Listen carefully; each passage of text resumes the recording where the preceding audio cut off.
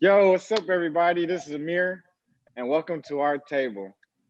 This space, this table, is a conversation between men, a conversation between generations, a conversation between father and son. So, welcome to our table. Like I said, I'm Amir, undergrad student, majoring in business administration, minoring in accounting. Also a student athlete. I play football, safety. Also my engagements. On campus. Uh, Shout out to all the D9 organizations, but I am a proud member of Alpha Alpha Fraternity Incorporated. This is my dad here, my twin brother, which people say we look alike, but I don't think so. We're fraternal, but he don't look nothing like me. He don't look as good as me. People even say we triplets, like my dad look like us, but he don't look as good as me neither. You know, I'm not. I'm the best looking one. But welcome to our table. This is a space for us to talk, for us to have conversations, and for us to talk about life and enjoy each other and enjoy you guys, the viewers. So, as I say that, Mar, could you introduce yourself? Yeah, so hi to everyone out there listening. My name is Amar. A lot of people just call me Marta. We all hail from Flint, Michigan, the vehicle city. So shout out to the A10. And I'm majoring in business management with a minor in marketing. I also play football. I also play safety with my brother. So we be sharing the field together. And yeah, that's just a little bit about me. So we could just go ahead and introduce my dear old dad over there. Your old dad. Really, I gotta be an old man. I gotta be an old man. I'm the OG. What you talking about? It wouldn't be no you if it wasn't for me. Just remember that. But what's up? I'm Darrell, and yeah, these are my two sons. Very proud of them. They have been doing big things. They've set goals, and they've achieved at a level that has blown my mind. And throughout the years, we have had some conversations. I'm the type of person where I always do things a little unconventional. I don't always travel the path that everybody else travels. But I've tried to educate them and engage them in a way that was fun, that we could talk openly, and that they could always come to me and ask questions. So as we embark on this new journey, where we opening our conversations up to everybody else, you should join us. If you have something you want to hear us talk about, let us know. If you got a comment, let us know. This is just a space for us to share our conversations, and hopefully other men will be able to do the same. All right, so we have to give background information of how we became so close and tight and how we just became What you mean how we became so close and tight, man? I'm your daddy. yeah, it's like that. But sometimes, when you're growing up, you always want a dad that's involved in your life, not just there. So I just remember, I'm gonna just give this story. I just remember like growing up, and when we were younger, especially in elementary, and a little bit of middle school, but mostly elementary. Like when we used to come over, like we used to be around my dad. It was more like a disciplinary role. It really wasn't like a father son relationship, like how we were talking about everything. It was more like, do this, do that. You got to do this to advance in life. You got to do that in advance in life. And I think the time when our relationship changed is when my dad actually quit his job at GM, or left his job at GM, and wanted a better life for himself and wanted a better life for us.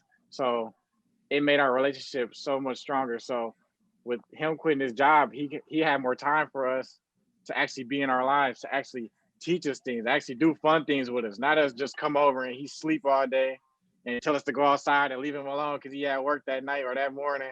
It really wasn't like a relationship You for making real. me So sound like a bad dad. That's messed up, dude. Dang, dang. But let's add some context to that. So, me and your mother, we were not together when you guys were young. We tried to make a relationship work. It didn't work, so we decided to parent, independently. And so when you say you came over, you're right. I used to work a job that I felt was taking me away from what was most important in my life, which were my boys. As we mentioned, man, we from Flint. And if anybody out there knows anything about Flint, it's pretty fierce out here. And I remembered how I grew up and some of the things I had to go through. And, I just always wanted that person, that man, to be there for me, to give me some guidance, to tell me when I wasn't doing things that I should be doing, or, just kind of BSing and not taking life seriously. So I wanted to be able to be that for y'all. So you're right. There was a point where, I worked so much that when y'all saw me, your mama was dropping you off saying, hey, take care of this, take care of that. These boys been doing this, they've been doing that. Once, I did transition away from that shop life, I was able to be in your life every single day. Actually, I love your mama. I love your mama. No disrespect to her husband, but I love your mama. We very, very cool. We tight. We like this. But she had a lot of trust and faith in me.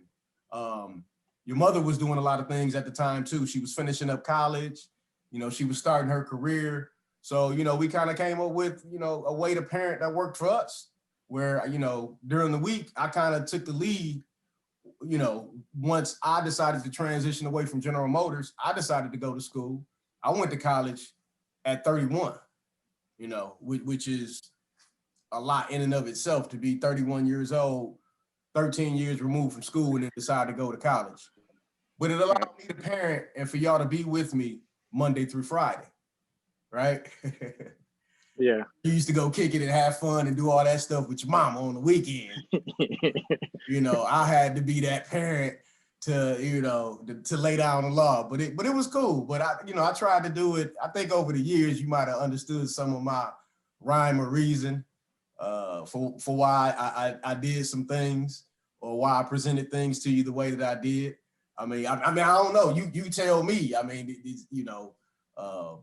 Having your father play the primary caregiver role, that's a little different, right? Remember I used to show up for field trips and, stuff at school, and they looking for your mama, and I'm like, nah, daddy here. Daddy got it. No. I was always with the mamas.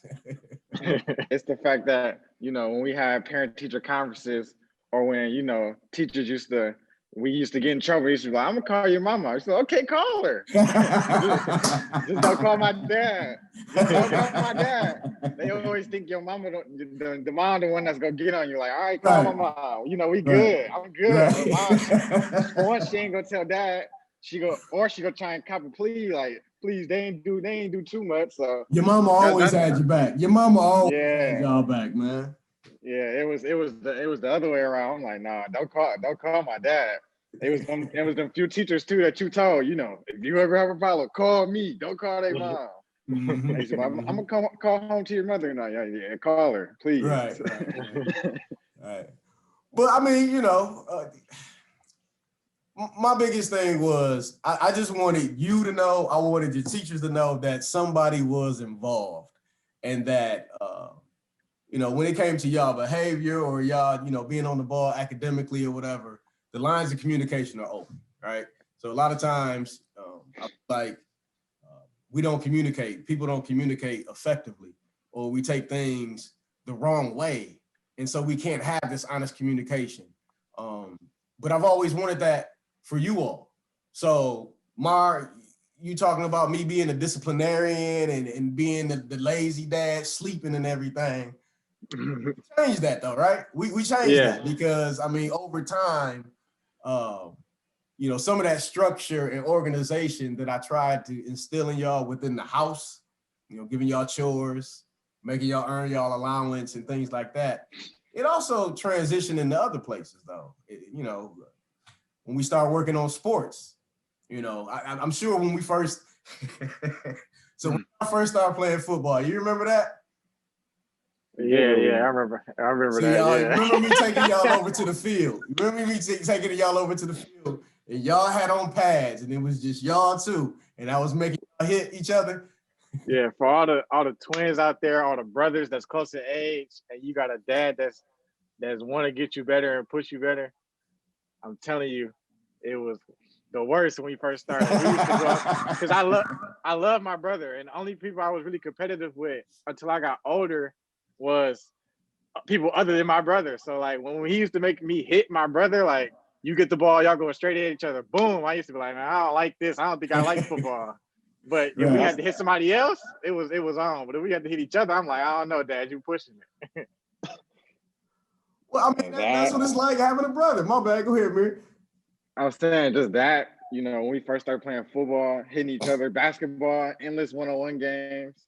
You feel me? I know I got the title of the one-on-one. I know I got the title of the one-on-ones at football too. So I mean, Dad, you was there. You was a witness. Hey, look, I ain't even getting in between y'all on that one, man. Listen. He to this day he still don't got no title because he might have got me in football when he was younger, but to this day he still ain't got no title in basketball. And we still play one-on-one, but nah, it was just stuff like that. And like, if you know anything about Flint, Burston Fieldhouse is a prominent basketball court, outdoor court in Flint and indoor. Really, it's known for their boxing gym, and we live fairly close to it. So we used to go to Burston down the street at the age of 6, 7. And my dad, I thought it was the most craziest thing ever. My dad used to be like, "Oh, y'all ain't shooting that ball until y'all learn how to dribble." Man, remember that? We used to just dribble for 2 hours straight. It couldn't even shoot a layup or nothing. Like he was just instilling that work ethic in us at an early age. Well, definitely instilling the work ethic, but to me, I look at things sometimes as in, you know, steps. You gotta take steps. So you knew how it was when y'all were younger. You know, you roll the balls out. Everybody wants to shoot. Everybody wants to shoot. Everybody wants to shoot. But when you start playing the game, well, you got to dribble before you can shoot, right? And that's why, like, you have to learn step one first, which is you can't get into that shot if you don't know how to handle the ball. So you're right. I tried to teach it in a way or show it, lay it out in a way for y'all to where you would only have to focus on one thing at a time, right? So learn how to before you start to shoot.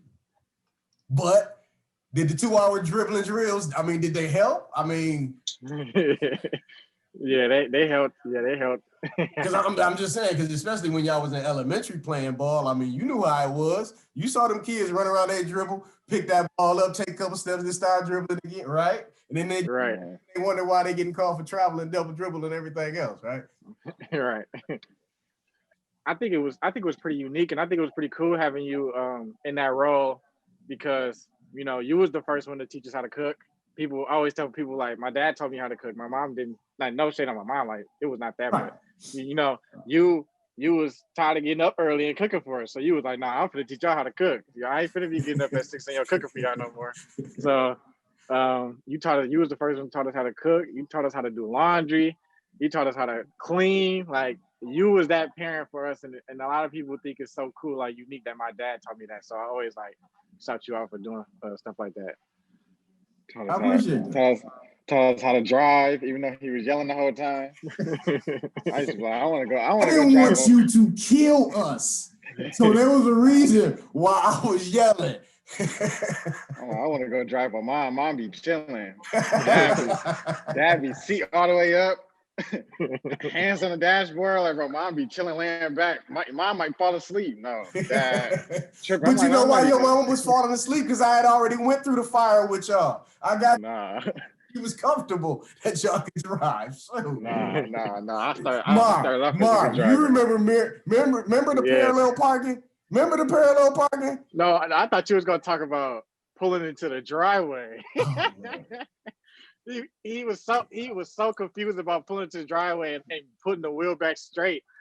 Because remember he pulled up and we got gates around there. He pulled up and rolled right up on the gate because he didn't have the wheel straight. And that dent is in our car still. Literally still to this day it's in the car. That's why I gave y'all that car. I said, you know what?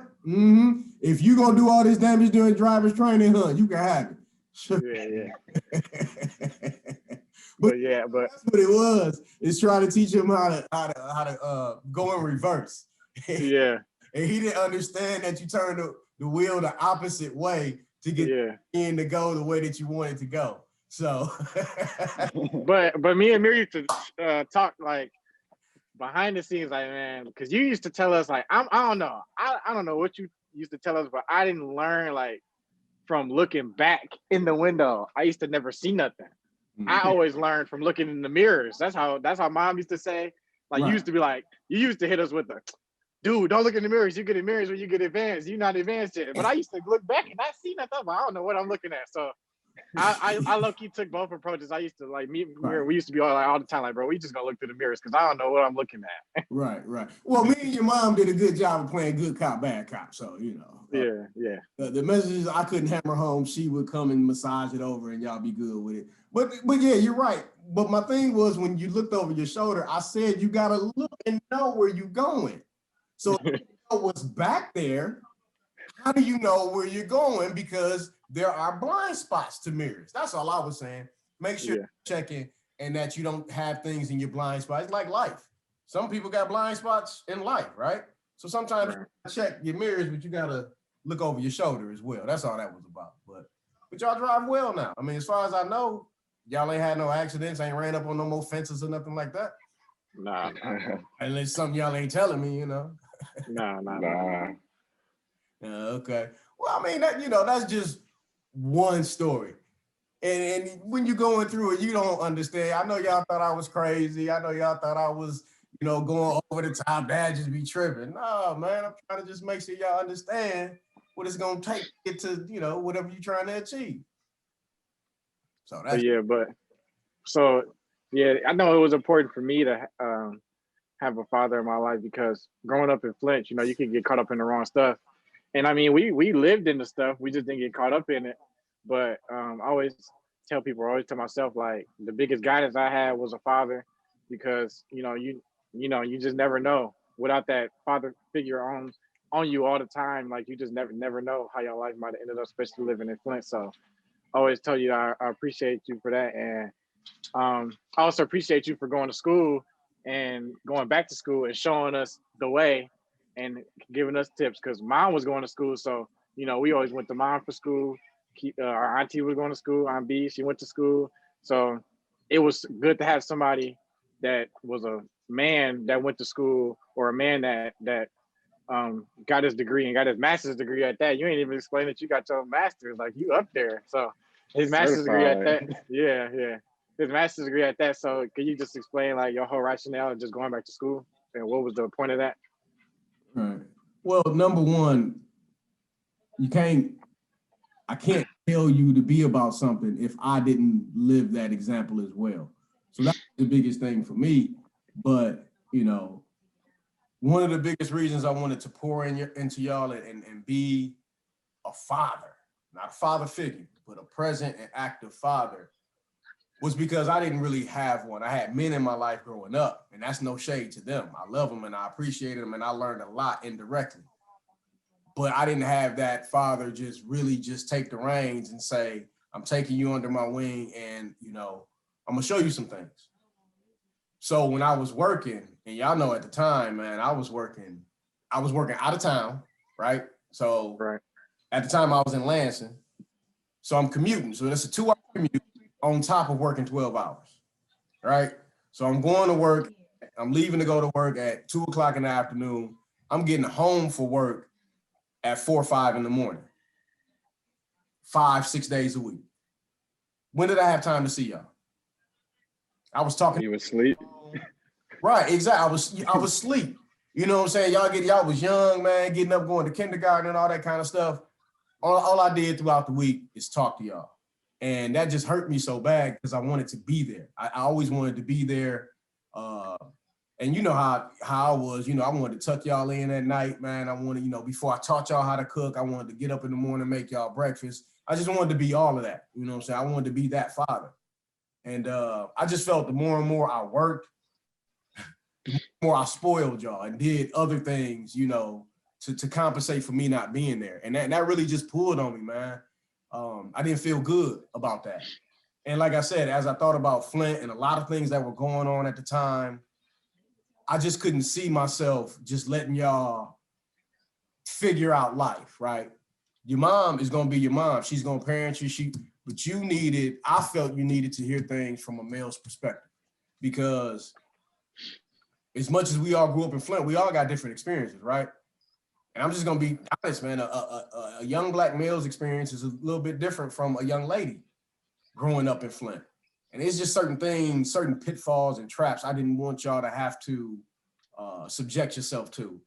So yeah, it was hard. So I made the decision to leave my full-time job, making very good money, And I decided to become a full-time parent, work part-time, and go to school full-time. And that's what kind of cleared out my path to be involved in your life on a daily basis. I wanted to do it for myself, but I wanted to do it for y'all. I felt like, at times we have to break certain cycles. And for me, I'm not one to really stay within the rat race. And I felt me working for GM, again, nothing wrong with it. Just wasn't for me. Because I knew if I invested 12 hours a day, 5-6 days a week into y'all, into us, into our family, into our foundation, I felt like that would be more fulfilling in the end than just going to work, getting that paycheck, and taking me away from what mattered the most. So me going to school, it was a struggle in the beginning. I think y'all know that. Just to get reacclimated, like I said, being in my 30s, going to school in these classes with all these young kids laughing at me and tripping off me and my old school ways. And, it was different, man. At times I wanted to say, man, I don't know. Maybe I should have kept working. But, it worked out in the end. I had to persevere, man. It was hard. It was a struggle. I've been grinding. I've been grinding for a while. But my goal was, by the time you guys graduated from high school, I wanted to be graduating with my master's degree. And in 2017, we both graduated. Y'all graduated from high school, high academic honors. I graduated from grad school, high academic honors. So I just felt like I had to be that example. Like you said, you had other examples, your mom and your aunt and other thing, but I wanted you to see me, your dad, this man, show that it's okay to take this path, or to, it's okay to be smart. It's okay to, do things to overcome past situations. You don't have to be stuck where you at, or you don't have to maintain what you've always been doing. You got room to spread your wings and grow in other ways than just, being a boy from Flint. Yeah, that's very important, that you get that. And we always appreciate you because, we're trying to break a mold between, Black men and their fathers. Because I know the way you raised us and the way you treated us, I know that, it would hurt you that if I had a kid that I wouldn't do the same, So it's like I feel like I owe it to my kids because I got that experience, whenever I do have kids, to be the best father I can be and be there for them because, being a young Black man, I mean, being on the football team at college, you see a lot of these situations my teammates come from, a lot of situations kids I went to high school came from, and there's even times where you stepped in and helped some of our teammates in high school and, gave them like places to after school, we used to have friends over before games, used to, get pregame meals for some of our kids, in high school.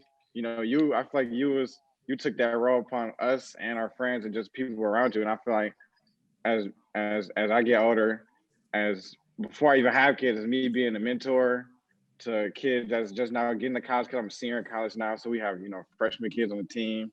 Me being an alpha, we have people that maybe try to be an alpha, so try to teach them the ways and how things go in life, I feel like everything that we're doing now and that I'm doing now, came from you, it came from me watching you, and I'm just trying to carry it on, until when I have kids, so I can be the best father that I can be, even be a better father than you. But I don't know if I can. Please do. Please be a better father than me. Please. I don't know. It's kind of hard because sometimes I be thinking, now that I'm older, I think back on it, like some things that you did, something that you did, I be like, I don't know how you did it.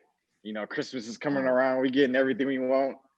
We got to go to football camps or something. We driving, we driving. Ain't no, not no coach sponsoring us. Nobody paying for us. It's us, just us three road tripping, going to camps, trying to get recruited.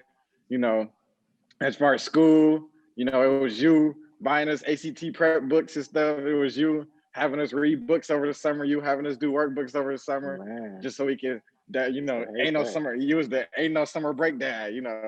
That's right. Ain't no summer break in real life. When you get older, so we don't get the summer off. So let's not even fall into that mode.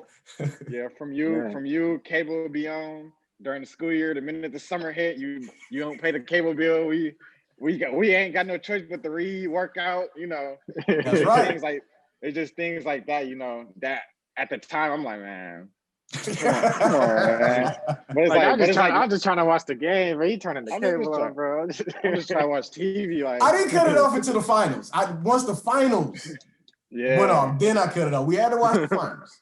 Yeah, but it's just like things like that just help me today. Now that I'm in school, it's those like you said, those steps that you took, that you taught us. Now it's like when we was kids, always do homework before you go outside. Now it's like I always do homework before I go to a party or hang out with my friends. At night, always used to take our phones away.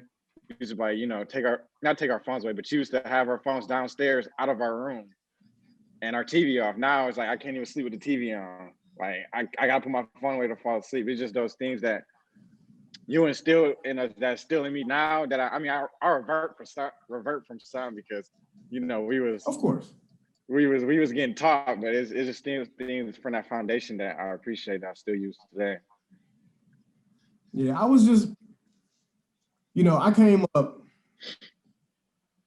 where the village was still important, and I don't feel like a lot of our communities, our neighborhoods have that village anymore, where you would learn lessons from not only the people in your house, but everybody kind of like cared for you. So like when you talk about your teammates and, other friends, my thing is, if they were in a situation where they didn't feel loved or they didn't feel like they were getting whatever they needed in their life, I just wanted to be a small part of something different in their life. I don't think it's right for us to gain knowledge and not share, right? Provide wisdom, provide guidance. To me, that's kind of selfish. The way I was raised, I learned lessons from all types of people in my family, in my neighborhood, at the school. So that's in me, right? So I wanted to be a village experience for y'all. Y'all know it was other people besides me, your aunt, your uncle, what I'm saying, your other aunt, you had other people that poured into y'all and were a part of building you up. But yeah, I felt like I wanted, by the time you guys turned 18, and you know this, because I said you turn 18, you either getting out or you going to college. But you ain't chilling, you ain't living here. I don't know what you're going to do. But what I said was I would give you all the tools that I felt like I could give you, the tools, the resources, so you could find success in whatever your chosen path is in life, right? So Mir, to your point about some of the things I did that you may not still do, that's fine. Whatever works for you, but you came to learn or understand the importance of what I was trying to teach in that, right? Just like the steps. You got to learn how to dribble before you shoot. What I used to say, because everybody want to make a highlight. Everybody want to make the highlight. But it's a whole lot of work you got to put in before you get to the highlight. Remember, I used to talk about LeBron James. You think he woke up one day and he was magically LeBron James? No, that man that kid put in a lot of work to get to where he was, right? And he had to take it step by step. And, to a certain degree, I know I'm old school, I'm kind of slow. But to a certain degree, the world is moving so fast right now. Nobody wants to put in that work to get there. Everybody just want to be there. And so I wanted y'all to understand that you got to be mentally tough, right? We learn this through sports. We learn this through academics. We learn this just growing up in my house. You was going to have to be mentally tough dealing with me. But let me ask you, has being mentally tough helped you along the way? I think being mentally tough helped me along the way. Coming from, like you said, like we grew up in the village, but a lot of the core values was like carried on from you. Like, so like, if we was to go over mom's house, mom would let us have our phones at night or whatever. But like, I still put it down because I knew in the back of my head, I'm like, if dad knew, feel me, I still had this phone on. That's what I'm like, so it's like stuff like that. And I think it mentally prepared me for college, honestly, not even, I think life-wise, but more so school-wise, because a lot of You know, a lot of people used to, we used to come home and used to be like, y'all got homework. We used to be like, yeah. I mean, high school homework, you do it for like an hour, you done. They're like, nah, you ain't done yet. You used to bring extra, like you said, extra workbooks. You used to make us read a book. If not, read a book that day. So I think that just really prepared me for the mental. When I made you read the book, what else did you have to do? Oh, we had to read the book and we had to write a summary on it. And we not know, and it couldn't be like a Spark Note summary we got off the internet. It had to be like our own summary in our own words. In your own words. Yeah, so that got us. That just prepared me for the grind of being an athlete and a student in college. I think that's what really helped me because you got to learn that balance. And I think I learned that balance. I tell the viewers this short story. Like our freshman year of high school, we went to a bigger high school, almost like 1,200 kids. So a lot of kids, a lot of girls. And I was just really caught up. And I had all A's, but I had a C in math. And and I never forget it. I tell people I got my last whooping ever. Freshman year of high school, I was 14 years old. My dad said, "You ain't coming home with no more C's." And I never got a C after that in high school. And when I went to college, I got a C.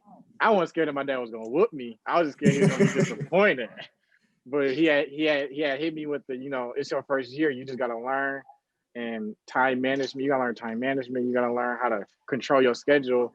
And you helped me with that. I think me and Mentally Tough helped me control football and my schedule. Like now, it don't take nothing for my teacher to assign me a 34-page reading, and I can read it. Like I think that was the main. Like I could just read it because that was already instilled in me. Like I can just sit down and read it.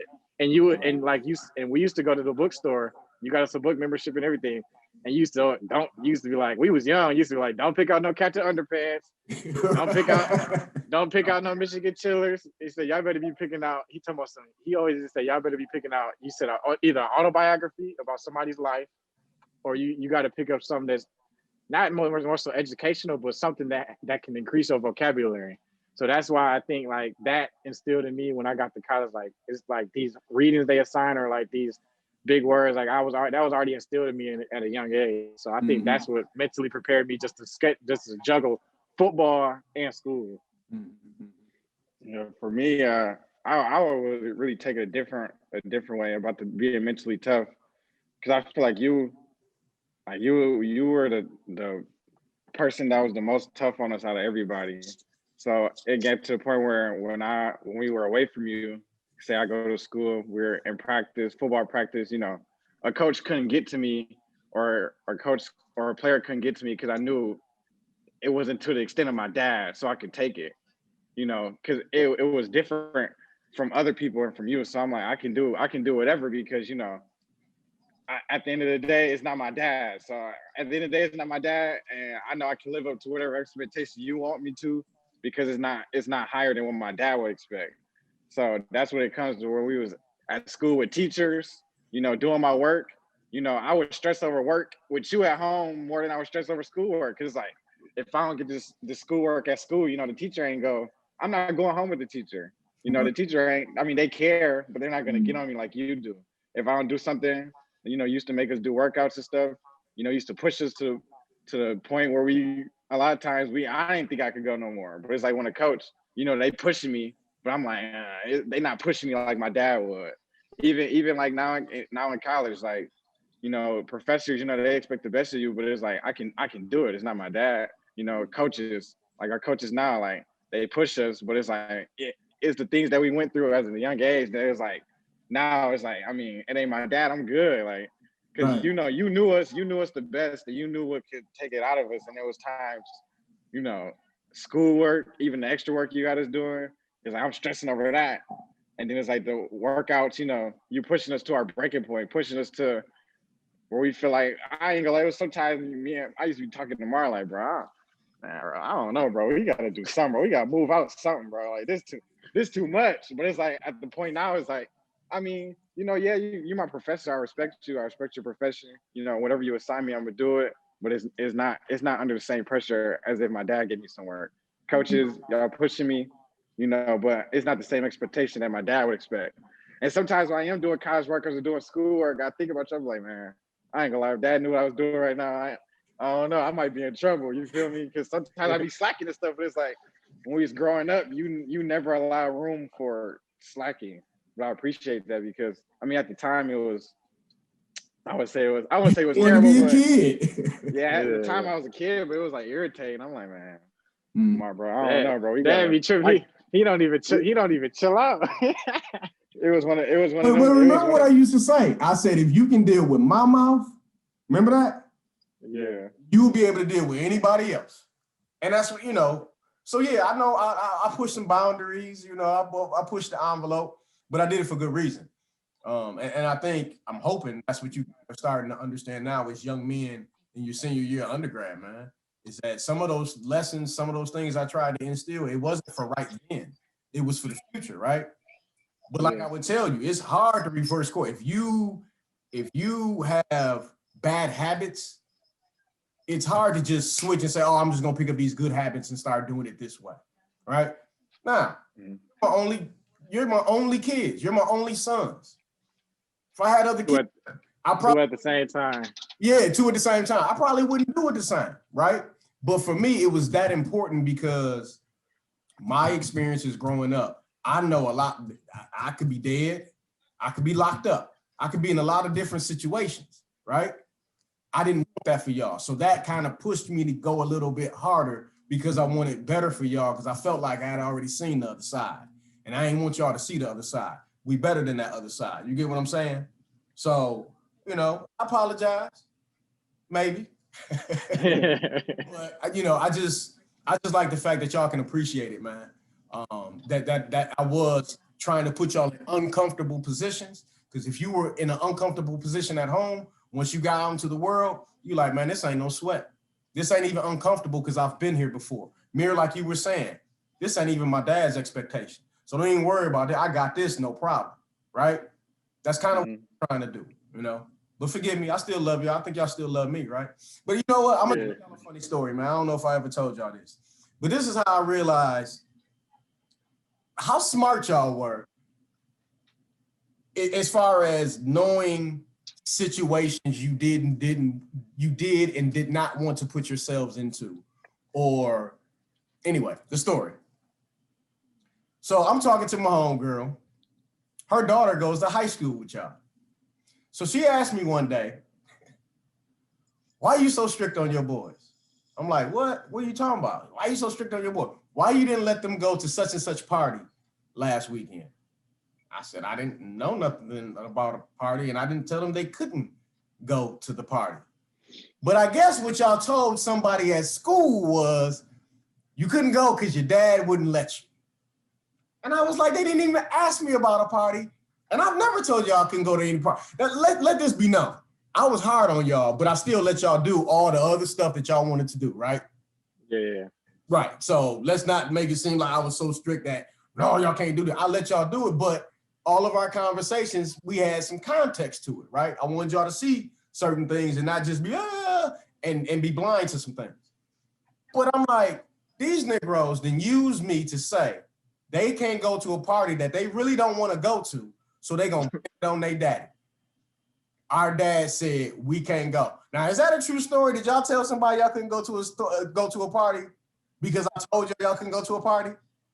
I mean, that was just a general excuse, though. But that's what I'm saying. I didn't. But that's what I'm saying. I didn't know y'all was using me that way. I didn't know you put it out to you. Oh, our daddy's so strict. He ain't gonna let us go. Oh, Negro, say no. We don't want to go to the party. Don't be using. You got everybody in the streets thinking I'm mean and hard on y'all, man. That was my always. But no. But like I said, when I heard that story, I was just like, I mean, it was smart. I get it. It was a general excuse. But it let me know that y'all head was in the right place and you knew, because I found out what happened at that party, And so to me, I looked at it like they knew that's not somewhere they wanted to be. It wasn't so much about dad saying you couldn't go. It's just a place that we wouldn't want to be. And I don't think our dad would even want us to be. Am I right or wrong? Right. Yeah, you're right. You're right. Okay. All right. But yeah, I just thought that was, an interesting story or whatever. But throughout being on our table, guys, we gonna be on our dad about the experiences that he put us through and the PTSD we experienced today. Yeah. No, I'm playing, but you know, we did go through a lot, but I mean, I'm grateful. I mean, I enjoyed today. Did y'all enjoy today? Yeah, I enjoyed today. For the people that's watching out there, we're gonna have local news and world news. We talk about if it's in the media that day, sports, entertainment, music, and another thing is just reinventing my dad because you know he was always a parent and now he out here single. I'm an empty nester out here. Single out there with our dog. It's just him and our pit bull. So you know we need to help him like reinvent himself and become like Darrell again and not just dad.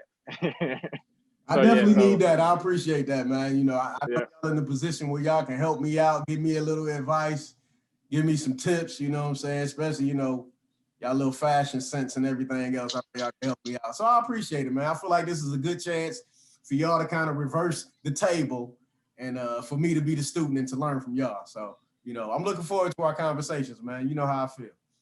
Yeah, as the world keeps moving forward, you know, us young men, we can keep up, but we gotta make sure you keep up.